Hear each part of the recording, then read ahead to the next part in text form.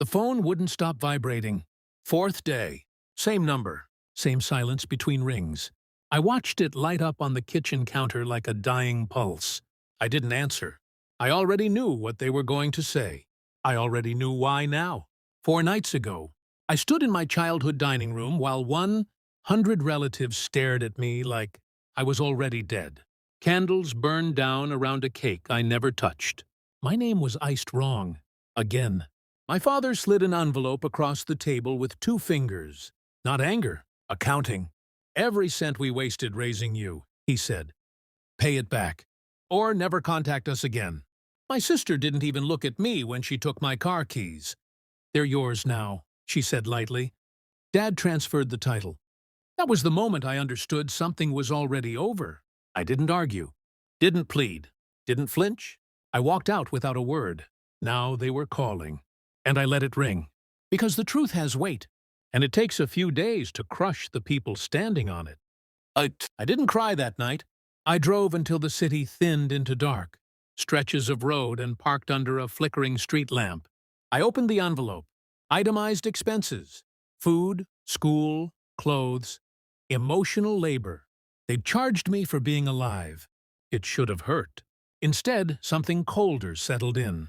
A memory surfaced. My mother's eyes when she looked at me.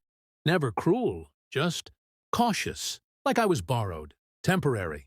My father never hugged me. He shook my hand when I graduated. My sister always said I didn't belong. Jokingly. Too often. That night I didn't sleep. I replayed every moment like surveillance footage. The way my dad announced the dinner, the way my sister smiled before it started, the way my mother couldn't meet my eyes. They hadn't disowned me out of rage. They'd planned it. So I stopped feeling like a son and started thinking like an outsider. The next morning, I ordered a DNA test. Not because I wanted answers, because I needed confirmation before I burned bridges I could never rebuild. While the kit shipped, I stayed invisible. Changed passwords. Froze my credit. Called a lawyer friend and asked one question. Can parents bill a child retroactively? He laughed, then went quiet. No, he said. But they can try to scare you. That was enough. When the kit arrived, I followed the instructions with surgical calm. Swab, seal, send. Then I waited and watched. My sister posted photos from the dinner.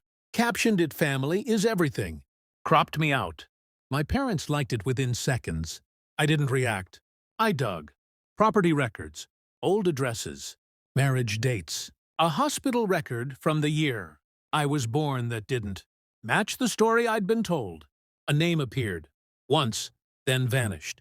A man who'd worked with my mother 25 years ago. I didn't confront anyone. I let the silence do its work. The results came back on the 4th day. Early morning. Clean email. No drama. Probability of paternity, 0%. I stared at the screen until the letters lost meaning. Not shock. Recognition. Everything snapped into place with the quiet click of a lock opening. I printed the report. Folded it once. Slid it into the same envelope my father had given me. Then I drove to their house. My mother opened the door. Her face collapsed before I spoke. I handed her the envelope. Give this to him, I said. She didn't ask what it was. She already knew. I turned to leave. Wait, she whispered. I looked back. For what? I asked. An apology? Or a confession? She cried. I didn't.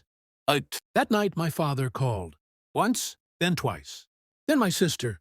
Voicemails stacked up like debris after a collapse. By morning, the calls turned frantic. I answered on the 5th ring. What did you do? My father demanded. I paid my bill, I said. In full. Silence. Then my sister's voice cut in, shaking. The lawyer says. I know what the lawyer says, I interrupted. I also know who my biological father is. Do you want his name? Or should I keep it for the court? My father's breath broke. My sister started sobbing. I pictured them at that table. The cake, the candles, the audience.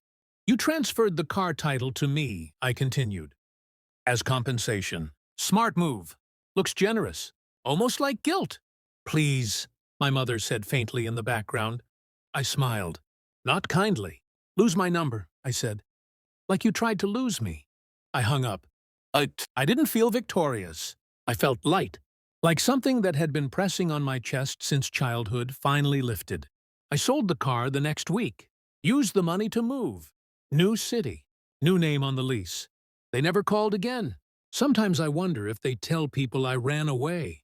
Sometimes I hope they tell the truth. Either way, I don't belong to their story anymore. And that was the debt they never saw coming.